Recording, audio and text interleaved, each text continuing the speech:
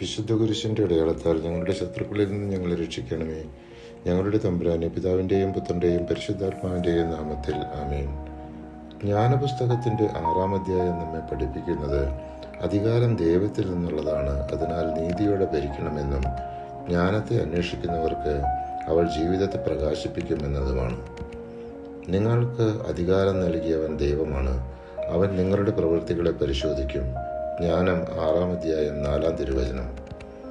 ജ്ഞാനപുസ്തകത്തിൻ്റെ 7-ാം അധ്യായം നമ്മെ പഠിപ്പിക്കുന്നത് ജ്ഞാനം ദൈവത്തിൻ്റെ ദാനമാണ്, അത് സ്വർണത്തേക്കാൾ വിലപ്പെട്ടതാണ് എന്നും ജ്ഞാനത്തോടൊപ്പം ദൈവത്തിൻ്റെ അനുഗ്രഹവും പ്രകാശവും ജീവിതത്തിൽ വരുന്നു എന്നതുമാണ്. ഞാൻ പ്രാർത്ഥിച്ചു, എനിക്ക് വിവേകം ലഭിച്ചു. ഞാൻ ദൈവത്തെ വിളിച്ചപേക്ഷിച്ചു, ജ്ഞാന ചൈതന്യം എനിക്ക് ലഭിച്ചു. ജ്ഞാനം 7-ാം അധ്യായം 7-ാം തിരുവചനം.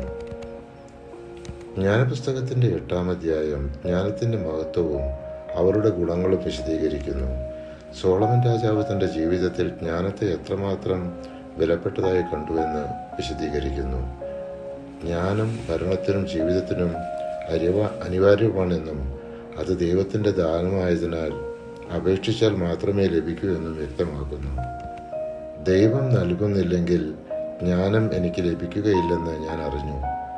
ആരുടെ ദാനമാണ് അവൾ എന്നറിയുന്നത് ഉൾക്കാഴ്ചയുടെ ലക്ഷണമാണ്.